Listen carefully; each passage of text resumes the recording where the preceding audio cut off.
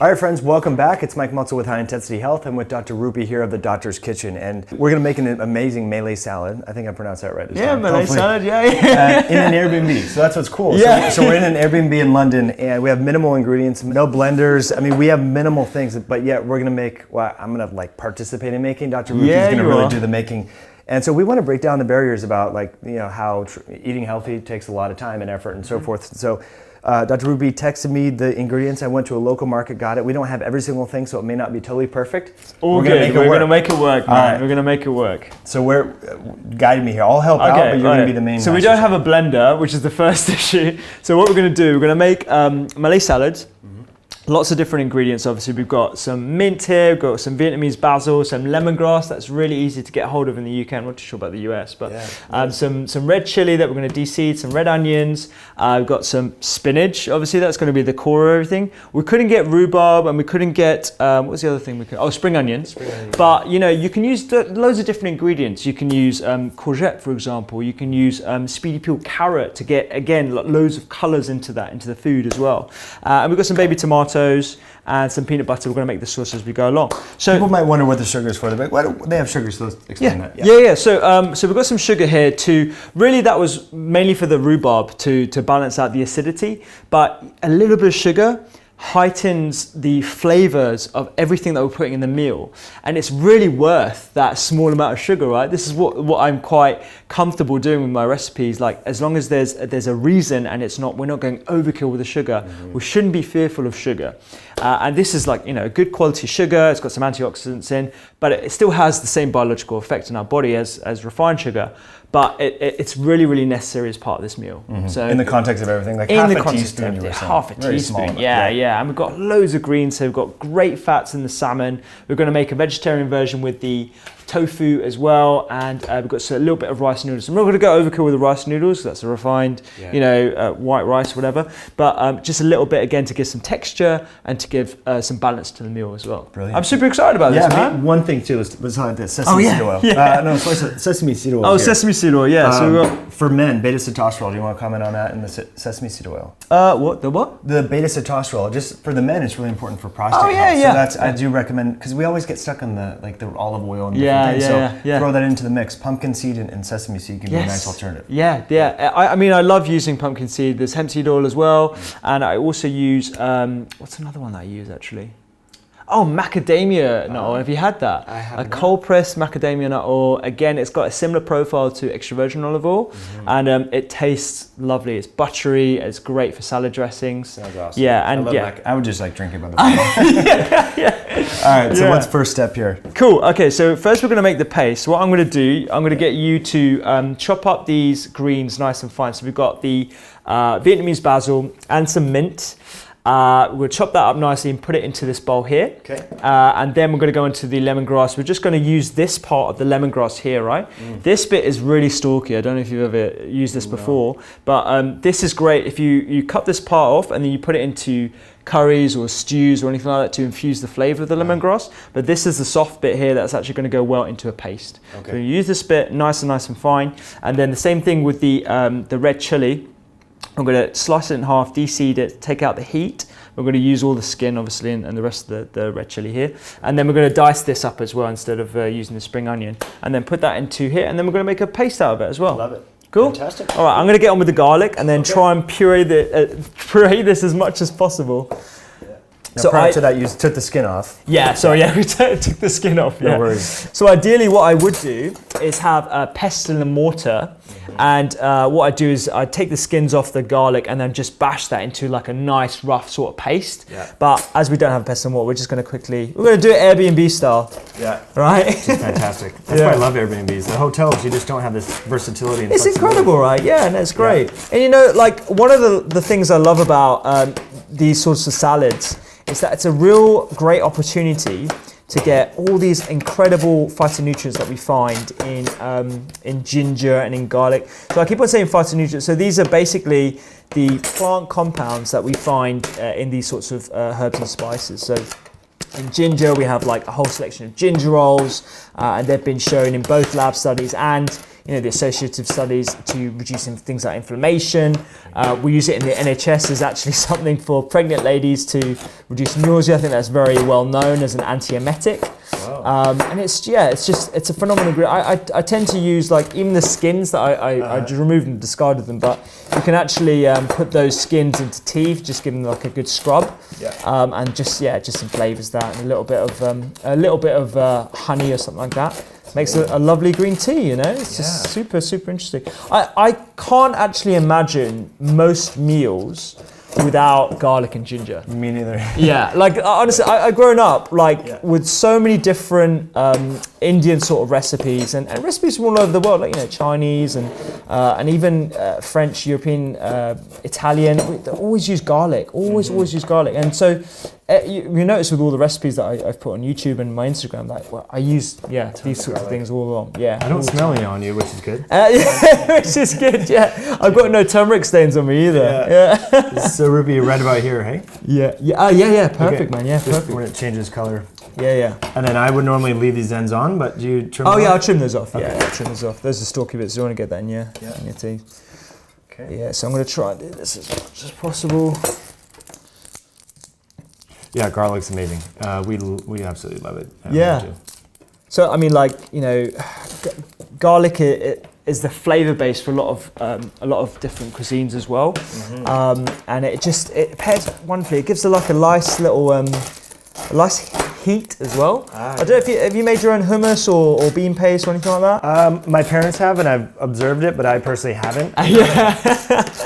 I like it. I don't do well generally with garbanzo beans and things. Oh, okay, fine, yeah. But carry on. You were saying. I mean, I tend to make different types of purees.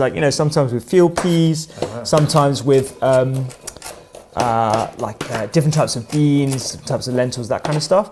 All you need really is some cooked beans or lentils or peas or whatever, a clove of garlic to give some heat, a little bit of seasoning, some good olive oil or some good oil of your choice, and some tahini.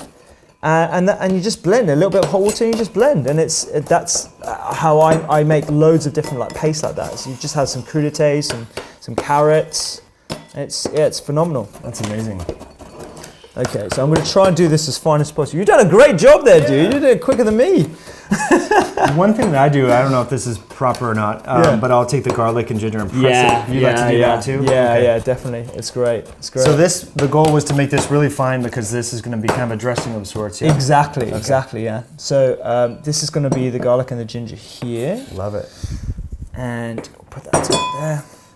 So we almost went through a whole clove. Pretty much, yeah, pretty much. Do you want to do one more and then I'll do this one here?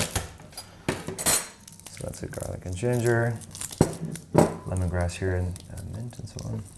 Cool. Fantastic. I mean, you've got the wealth of flavors already, right? Oh man, the smell is amazing. Yeah, and it's these volatile compounds that we want to get into our system. Once you inspire patients using delicious, easily accessible food that we got from around the corner from our Airbnb, it inspires them to do this more often. And you'll see the ingredients that we had, lay them out nice and perfectly. We did this mise en place, so everything becomes quite relaxing, right? Oh yeah. And just the smells are really activating the gut hormones, the cephalic phase of digestion. I mean, there's so many other benefits in addition to saving money and all that, right? Yeah, totally, yeah. Okay, so we've got our greens, we've got the lemongrass here, and we've got the garlic and the ginger. What we're going to do now is just add some lime to it. So if you want to chop that in half, and I'm going to do is roll it. Give it a roll. Yeah, because that way you know this. I don't know why. I've seen people do it, so I do it. So if you roll it, you basically get the juices. You kind of compress some of the segments in it. Okay. So you're going to get more of the juice out of it, basically. Yeah. Brilliant. So I'll do this green chili as well. Now, with the lemon, do you like to take the seeds out before you squeeze it? Yeah, so the other thing you can do is when you squeeze it through your hand, so you're kind of catching the pips and then it just kind of goes through like that. Yeah, it's a tip that I got from, I think it was from Jamie Oliver. Yeah, one of my influences. So we're going to do one lemon per side or all in the garlic ginger? We'll put it all in that. So you know what, we're going to mix these two together. It doesn't matter, it doesn't really matter, Okay. We're gonna get a few. Are you right with heat? Yeah, I like heat. Yeah, good. It's gonna be hot. This is gonna be hot. I can't get rid of all these seeds here, dude. So we're good.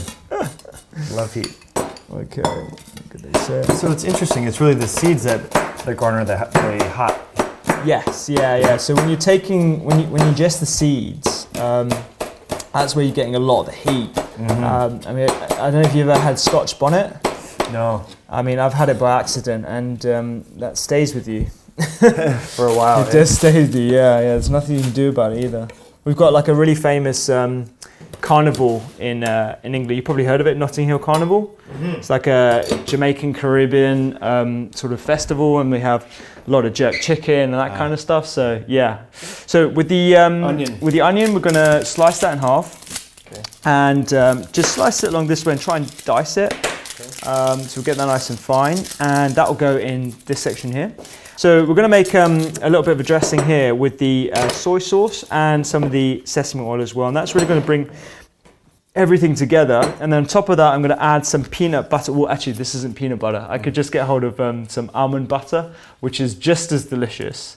I don't know if you've had almond butter before, but I love it. Yeah, have you had this particular brand? Not that brand. It looks amazing. This is good. Yeah. This is really good. Yeah, this will change your life. Okay. So sorry, lengthwise? Oh yeah, sorry. So we're going to do, should we do it like this? Okay. And then just go along the segments this way. And then go in as well. Okay, so it's new to me. This way. These are Airbnb knives, you can tell. And then we go inwards like this. Oh, okay. And then if you chop downwards, then we get some nice fine dices. Yeah. Done like a true chef, I would not. And then we just do this here as well. As well, I'll do this one. Okay. And then I'll get on with the dressing for the other side as well. And just try. I mean, it doesn't need to be, perfect, it can just be like that. And we're going to get some strong flavors in this. Real strong flavors. You know what? Half might be all right. Yeah, half might be okay. Yeah. That would be fine. Because normally you do the green sweet onion. Yeah, I usually do the green sweet onion. It's a little bit mellow. Sometimes you can use shallot as well. Like, what do you guys call it? Shallot or? Shallot, but shallot. Same thing. Same thing, yeah. Okay, so with the tomatoes, what we would have done is we would have blended or bashed the garlic and the ginger and the chili into a paste, added the peanut butter, and then added the tomatoes. That would have been the base of everything. And this we would have left whole as well. Okay. So as we don't have a pestle and mortar, we're just going to quarter the tomatoes and then mix that into there. And then I'm going to add the sesame and the rest of it into the bowl here. So if you want to quarter those and then put them back in the bowl, and then we'll just mix it all together. Good. Okay, so for this, we're going to go in with, how many teaspoons should we do? Let's do 3. Okay, yeah, sounds wonderful. Good benefits of this, right? Absolutely, yeah. All right, we're going to go 3. You know what? Since doing this cookbook, I've realised that I'm so intuitive. I don't write things down. I just do pinches of this and handfuls of that. Yeah. And actually writing down the quantities of ingredients has been a bit of a challenge for me. Because I don't think in grams or ounces or cups or anything like that you guys do. I think it's better to cook that way, personally, because then you're not so locked down and you have more flexibility. Then you can kind of make it your own recipe. Yeah, totally. Yeah, totally. Okay, so we're going to go with about a tablespoon of soy sauce, but as you can tell, I'm just going in blind here. Which is good. So give that a bit of a mix, and then we're going to add it's probably equivalent to about tablespoon and a half of, you can use peanut butter, nut butter, whatever you want, but just make sure if you are using nut butter, it's a whole nut butter. So none of these additional refined oils. There's no need to add sugar to this. There's no need for real added salt or anything like that. You just use the whole product as possible because it tastes beautiful. There's no real need to add extra stuff to it, really. Now, do you try to go for the unroasted nut butters or? You know what? I tend to go for natural as possible. Yeah. But I do like the flavors of roasted as well. Yeah. What about yourself? Yeah, I mean, a small amount like this roasted, probably not a big deal. Like you said, it adds flavor, but if you're going to be eating it by the spoon and so forth. Yeah. My wife and I actually have an e-course on how to make just raw nut butters. Oh, nice. Sprouting them, dehydrating them. It's a little bit of a process, but Yeah, I do like that when we can. So here, like you can smell the. Oh my gosh. Yeah. It smells amazing. Yeah, it's good, hey? I feel like I'm in a Thai restaurant or something. Okay.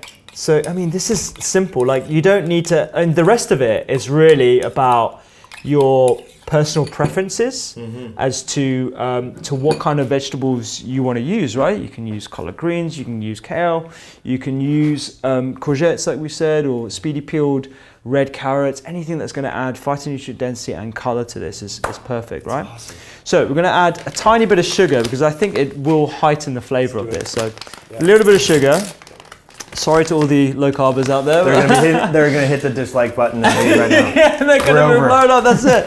YouTube channel over. Yeah, done. Report. What's Mike doing? Okay, we're gonna go tiny bit of sugar. Okay. Yeah. You got that?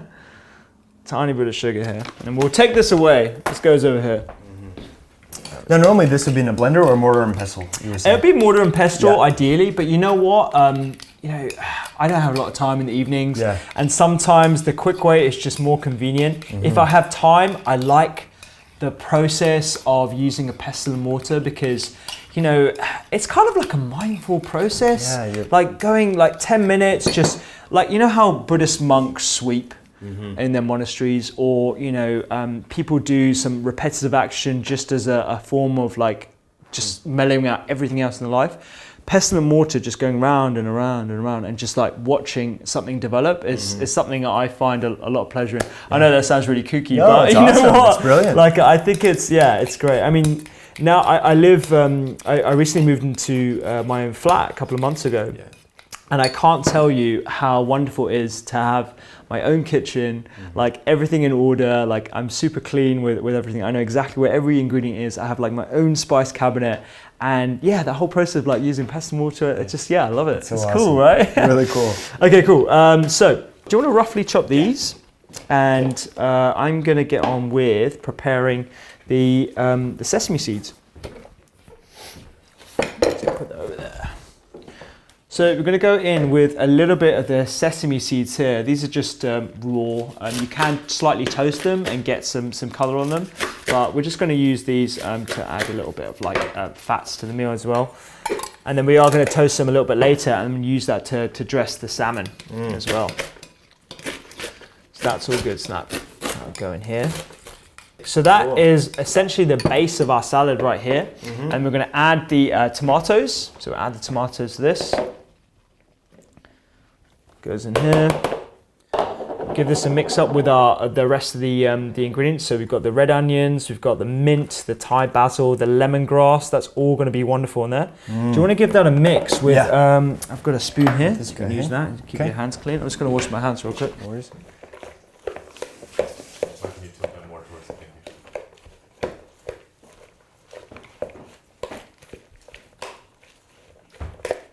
So this essentially is our dry salad right now.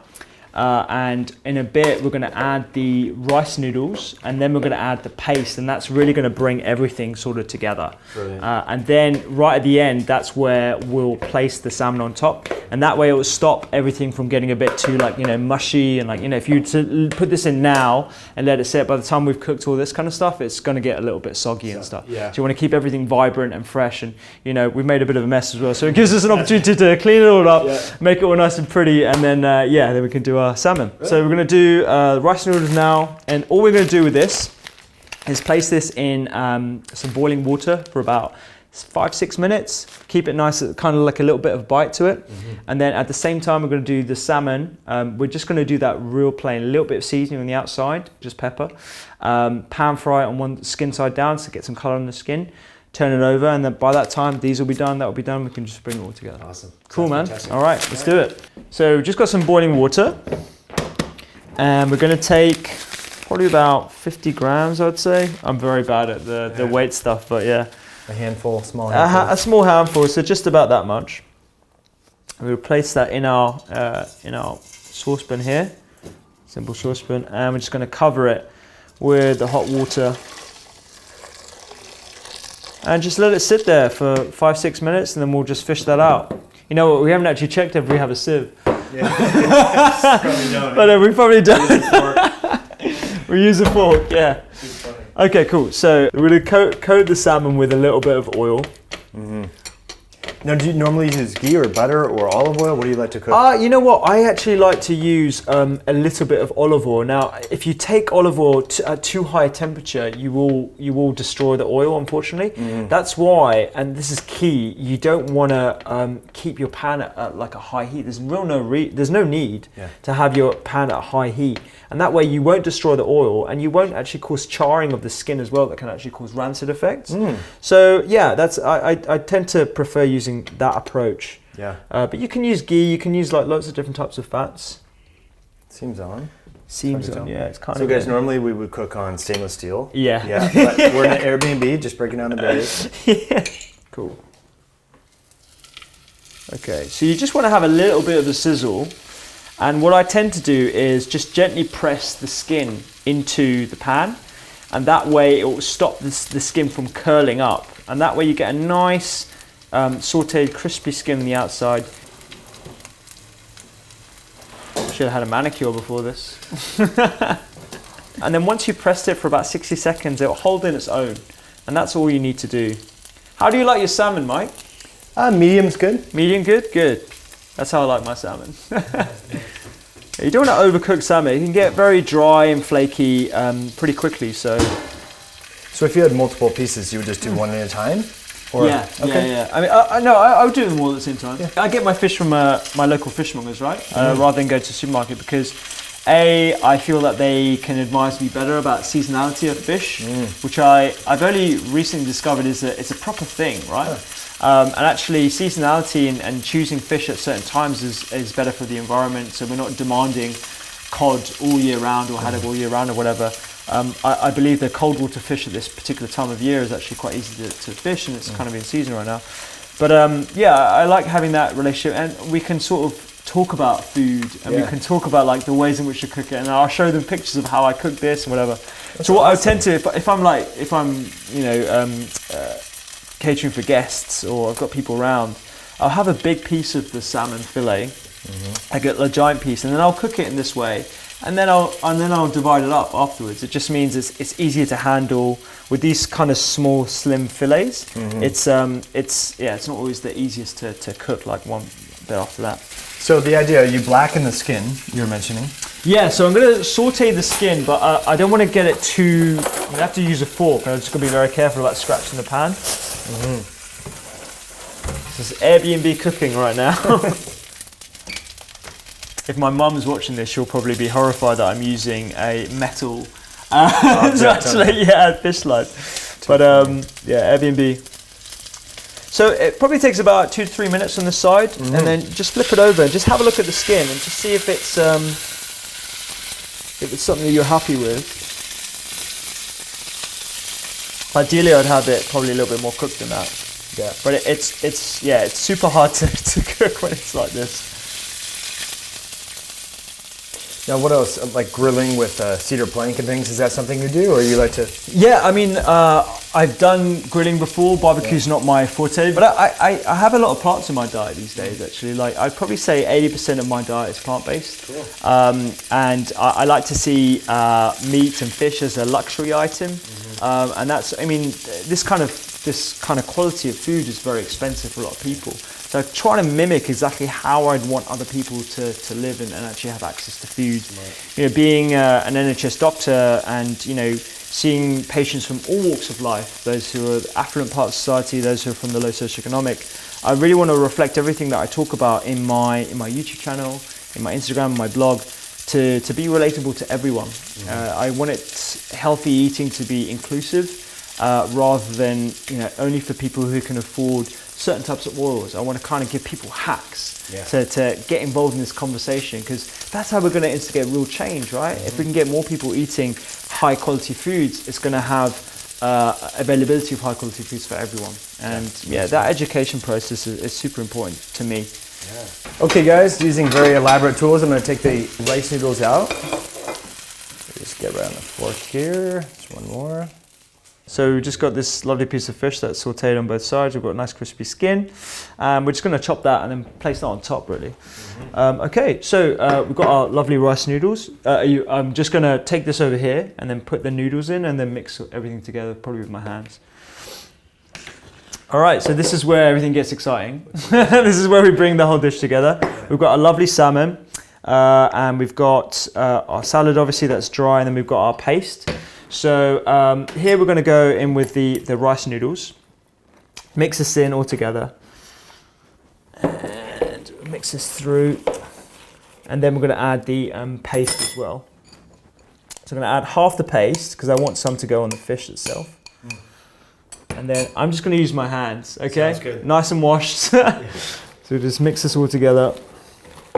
Actually, do you want to grab a plate and then we can plate this up? Because, yeah, I don't think we'll be able to get it all.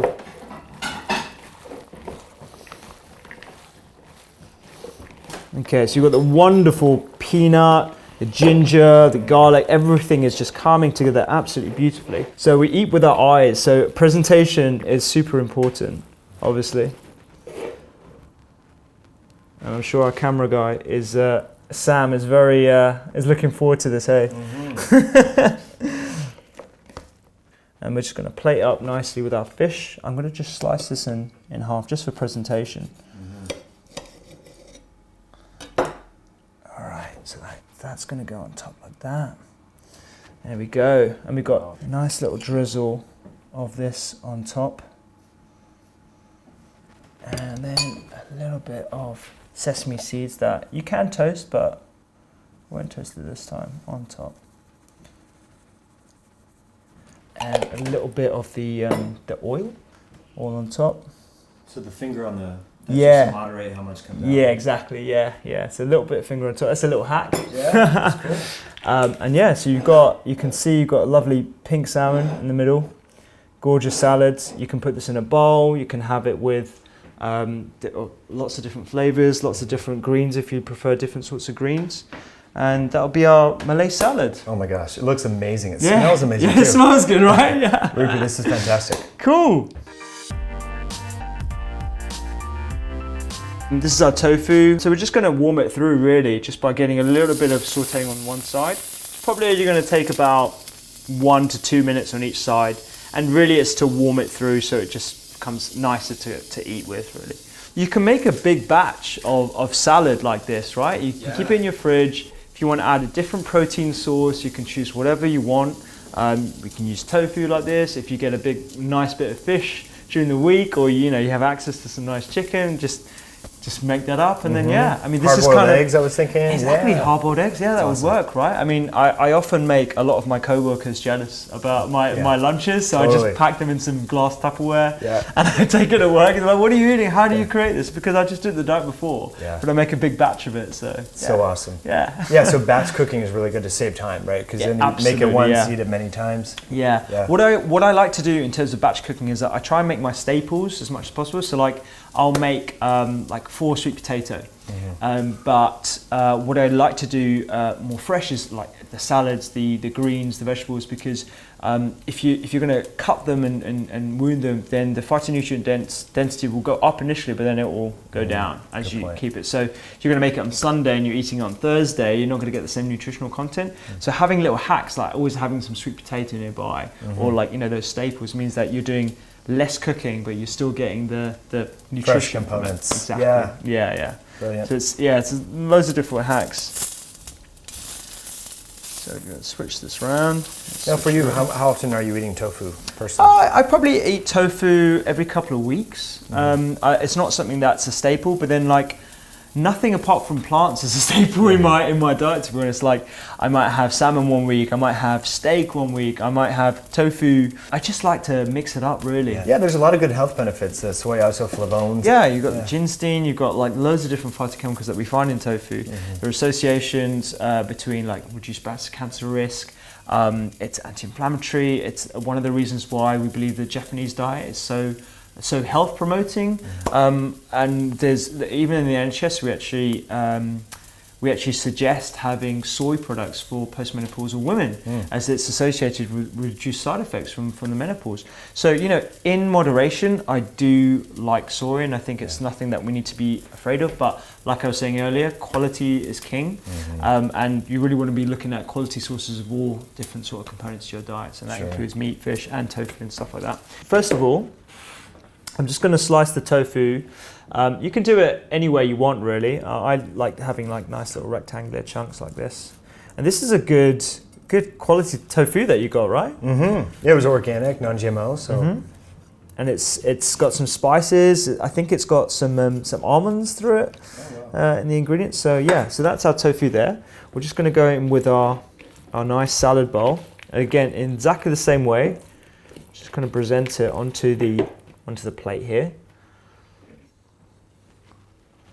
So it's kind of, you know, rustic cooking. There's nothing too fancy, but the presentation, like we're saying, you do eat with your eyes, and people will look at this and just think it's hard to do, but it's super, super, super. Especially when you got some friends like Mike, who's a whiz, and you finally chopped this pretty well, dude. That's right, hey? Yeah, Airbnb good. knives, you never know.